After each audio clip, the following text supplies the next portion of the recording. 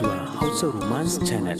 Ku yi subscribe domin samun sababbin shirye-shiryenmu. Masoya masu sauraro Assalamu alaikum. Barkamu da sake saduwa da ku a ci gaban labarinku na Sign Marriage. Kashi na 6. Idan kai koki ya kasance baki a tashar mu, ku yi mana subscribe sannan ku taɓa alamar ƙararrawar sanarwa. Muna ɗora sabon shiri za a sanar da ku, sai ku biyo mu masu sauraro. Za mu ɗora daga inda muka tsaya a baya. Damƙar hannunta ya ce, ba zan iya ba Batul, tashi mu bar hotel ɗin nan. Kallonsa ta tsayaye, ya cafke hannunta daidai lokacin da aka fara nokin door ɗin. Ya bayar da sauri cikin tashin hankali ya ce, inna lillahi, me yasa kika ɓata min lokaci? Sun zo Batul, shi kenan. Sake taɓa ƙofar aka yi, ya tura ta ɗaki ya kulle tare da zare ki ɗin. Ya buɗe ƙofar, wasu mutane ne su 5. Ya zuba idanunsa akan mahaifinsa ya ce, na faɗa muku babu ita anan, tana gida. Ɗauke shi dad yayi da mari ya ce, ƙarya ne Maish, tana nan, ka ba mu ita ko ka yi ta rayuwarka. Ka sani wannan dokar ba sabuwa ba ce a gurinka. Tunda ka yi aure fa ka sani matarka ba taka ba ce kai kaɗai. Dole za ku mallake ta ku 3 ne. Ka samu da kyau ma da ya kasance kai ne ka fara saninta. Cize lips ɗinsa yana yi wa dad wani kallo na kaci darajar kai mahaifina ne. Idanunsa ya kaɗa ya yi jajir tare da sauke idanunsa kan Latif. Da Humais sai Zahir da Yamdad. Ya jawo ta ajiyar zuciya, ya juya zai bar musu gurin.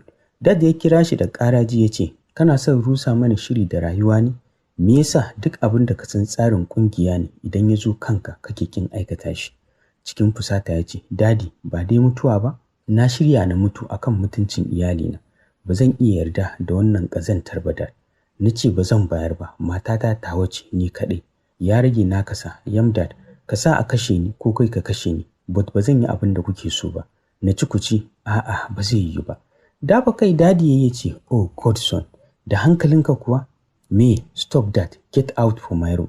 Ya faɗa da ƙaraji, jikinsa na tsumar da take nuna nan gaba kaɗan komai zai iya faruwa. Hamis ne ya raba ta gefensa, zai wuce ya kuwa cafki maƙogwaronsa. Cafkar mutuwa ya haɗa shi da bango, ya zube a wajen sumamme, ya kalle su ɗaya bayan ɗaya ce, na rantse duk wanda ya yi yunƙurin matsawa daga inda kuke, matuƙar ba ficewa za ku yi daga ɗakin nan ba, sai ruhinsa ya bakunci lahira. Na faɗa muku ni dama ina yi wa Amnesty biyayya ne? A'a, ban taɓa yi mata biyayya ba. Ina yi wa ra'ayina da zuciyata biyayya ne. Ko ba na son Batul, tunda na riga na shige ta, babu ɗan iskan da zai shige ta a cikinku. Mamakin yadda ya hargitse kawai saboda abu mara muhimmanci ne ya hana su motsawa daga wajen, wai akan mace. Ko mace a tsarin ƙungiyarsu ita guri ne na hutawa da idan ɗayansu ya mallaka kamar kowa ya mallaka ne.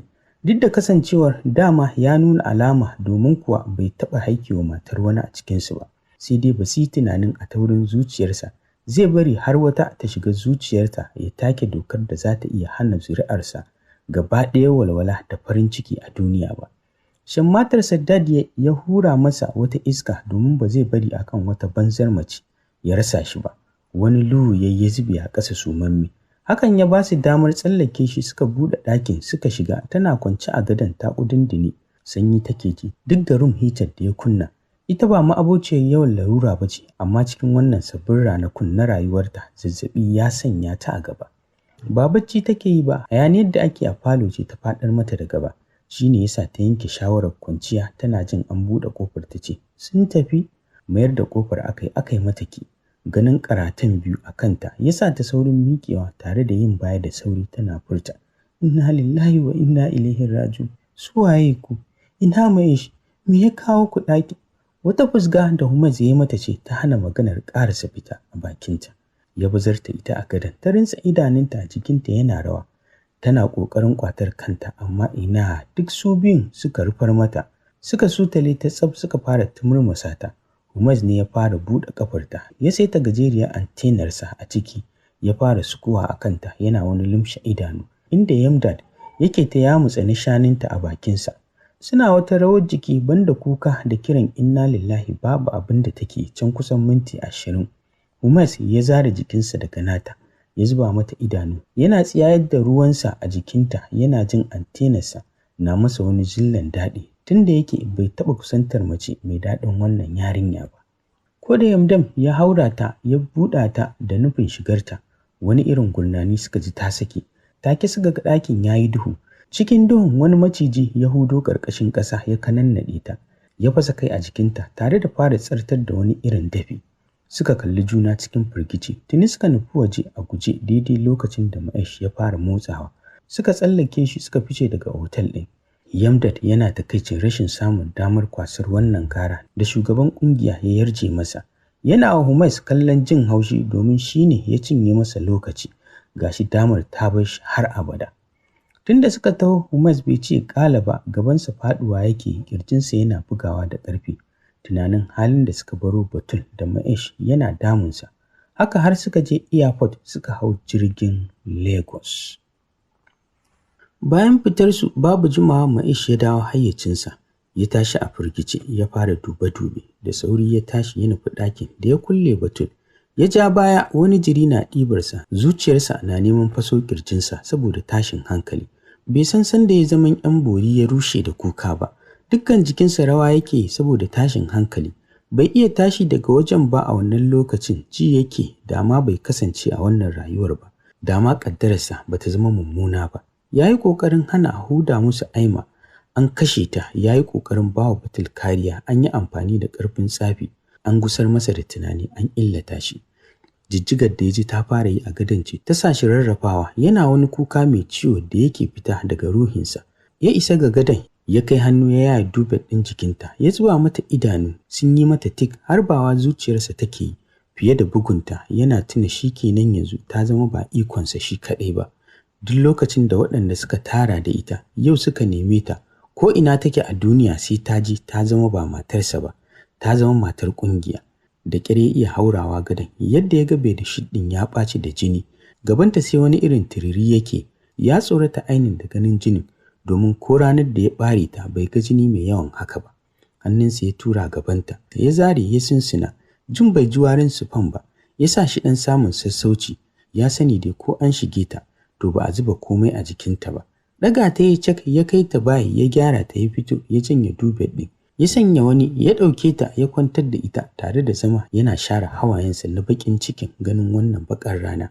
Yana danna mata ƙirjinta. Sun jima a haka sannan ya ji ta fara sauke numfashi. Sunkuyawa yana hura mata iska a kunnenta da hancinta. Kamar minti 15 ta fara wani fuske-fuske tana kiran sunansa tare da neman agajinsa. Rungume ta yi rushe da kuka, yana shafa kanta ya ce, na yi ƙoƙarin kaucewa faruwar komai, na kasa samun damar kare ki daga sharrinsu. A matakin farko sai dai na rantse da Allah sai na kashe duk wanda ƙarar kwana ta sa ya keta min gonata. Batul, son ki nake don na rayu da ke ne kaɗai. Ki zama sirrin rayuwata. Me yasa aka rusa min shiri a kanki? Me yasa duk abin da bana so ya faru shi yake faruwa a kanki? Batul, shikenan yanzu, shikenan kin zama tamu ni da su. Yanzu in mun samu baby na waye? Cikin fitar hayyaci ta zabura ta tashi ta ce, kana son tabbatar min ba mafarki ba ne Mahesh? Da gaske sun yi min faɗi, sun keta min haddi. Mahesh, su waye su? Me yasa suka yi min haka? Me yasa ka kasa kare min mutunci na Mahesh? Me yasa na ce maka? Me yasa? Ganin yadda ta rikice ne ya sa shi riko hannunta ya janyo ta jikinsa.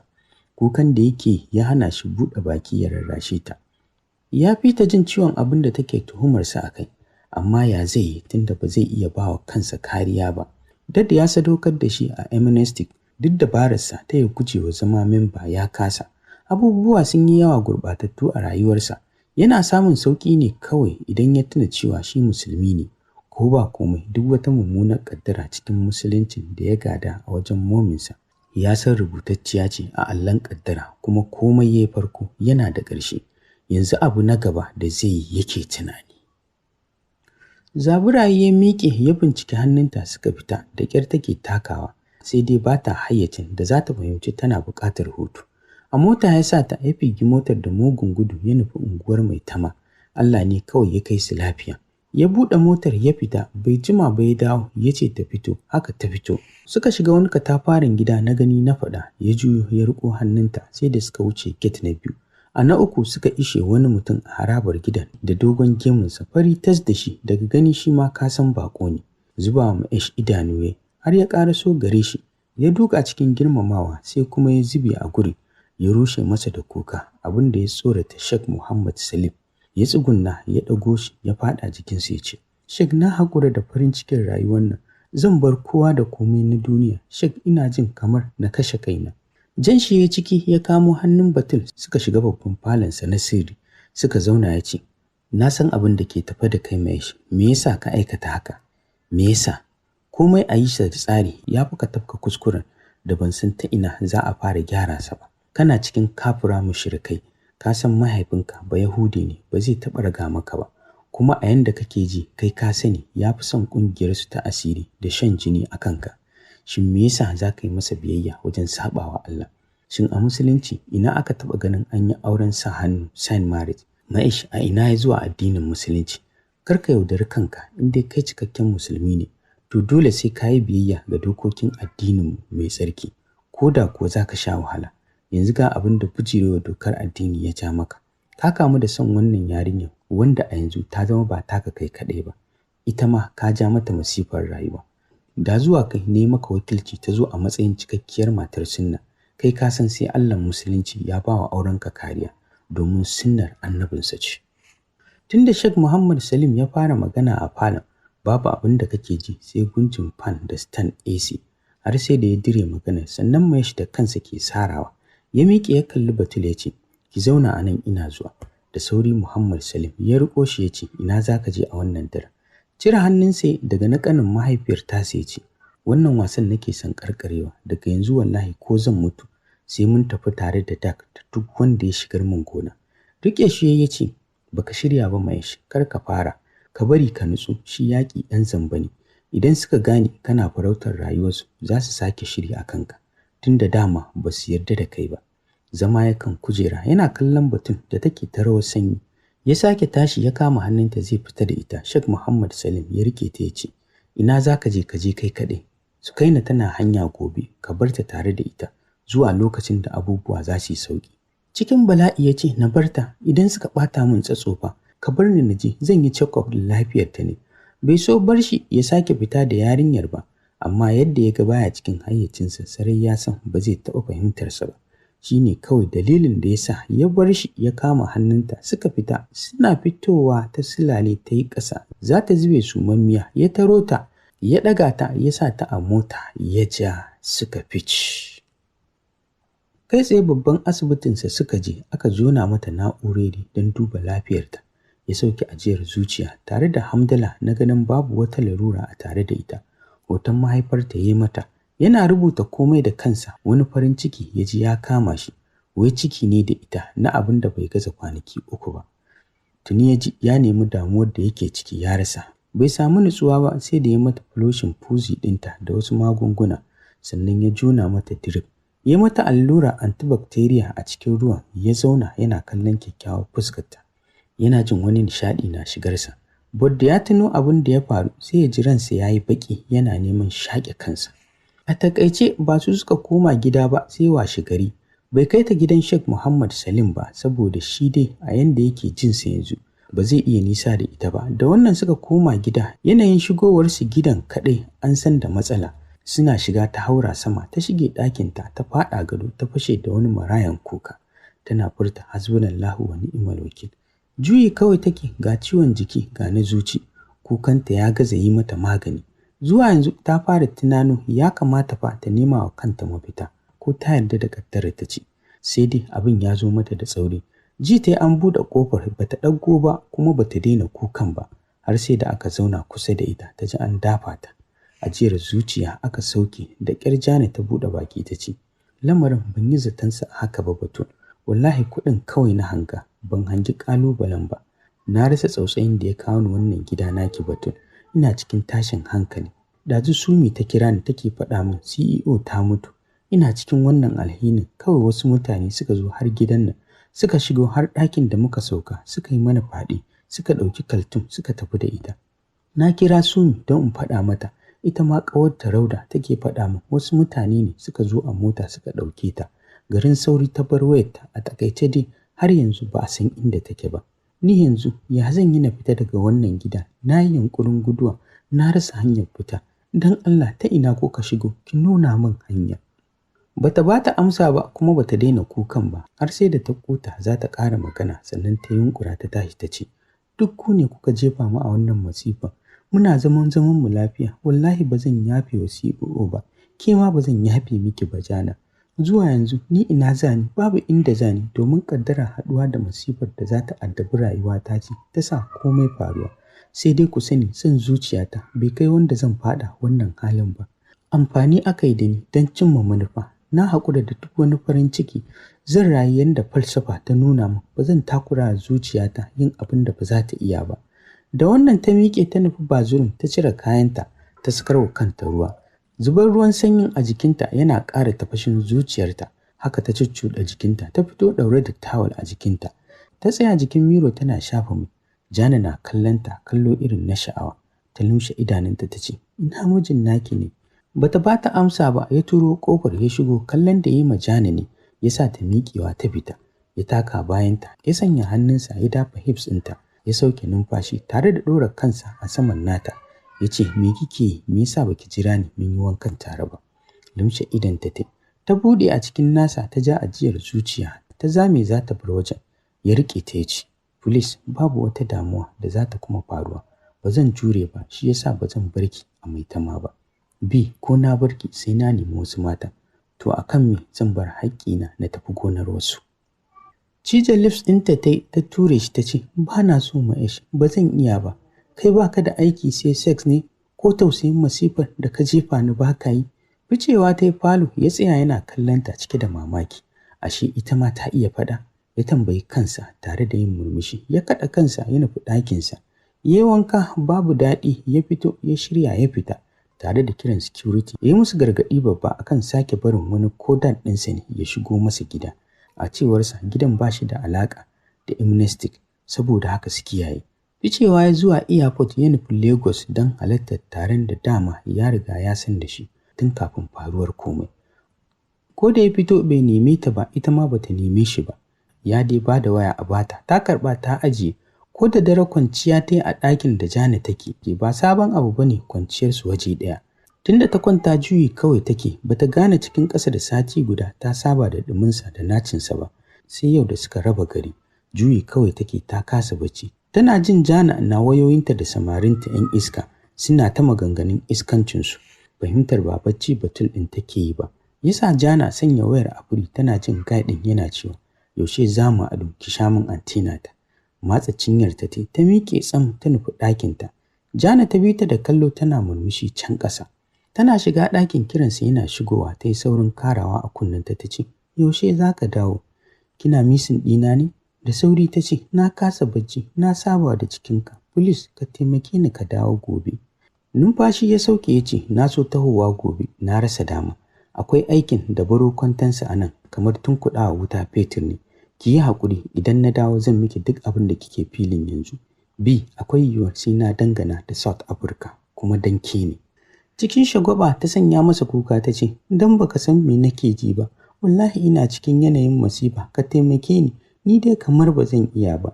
Sosai hankalinsa ya tashi da jin yadda take kuka ya ce, yes, okay, sorry my B. Gobe da safe zan sa a zo a taho da ke. Bota nan babu security ne. Ajiyar zuciya ta sauke ta ce, ni dai kawai ina son kasancewa da kai, ko babu security din. Murmushi yana jin daɗin yadda ta karɓe shi cikin lokaci kankani. Sun jima suna waya sannan ta kwanta bayan ta yi addu'a. Bacci ya ɗauke ta mai daɗi rungume da filo. Bi daidai ta farka, a baya idan ta tashi babu abin da take sai alwala ta yi sallah. Amma yau bisa ga tsananin mamakinta sai ta kasa tashi daga inda take kwance. Sai wata muguwar sha'awa da take damunta, cikin tsananin mamaki take jin bakon yanayin a jikinta. Gaba ɗaya jikinta wata irin rawa yake saboda filin gabanta sai wani irin abu yake yi mata. Cikin tashin hankali ta ɗaga waya ta latso nambarsa. Kamar ta kira shi sai ta ga dare yayi. Zuciyarta ta ce ta kira Jana, da sauri ta ce, me ya tashe ki a wannan daren?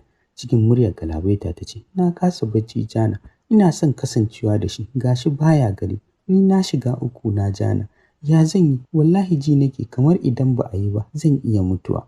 Da sauri Jana ta ce, subhanallahi, to ni yanzu ya kike so na yi miki? Amma bari ina zuwa. Ajiye wayar ta tare da cafkan na shaninta tana wasa da shi, tana ƙana kunna kanta. Buɗe ƙofar Jana ya yi daidai da lokacin da take zara kayan jikinta. Ta ja dube ta rufe jikinta, tana wasa da gabanta da na shaninta. Zama Jana ta yi a saman gadon ta ce, har yanzu baki daina ji ba. Lumshe idonta dai hawaye ya biyo su, abin da ya sanya Jana cinye dubet ɗin. Ta zuba mata ido tsirara tare da kai hannunta kan na shanunta. Ta sanya yatsanta ta cafki na shanunta. Ta saki ajiyar zuciya tare da zubawa Jana idanu. Masu sauraro, mu haɗu da ku a shirinmu na gaba domin ku ji ci gaban wannan labarin naku na Sign Marriage.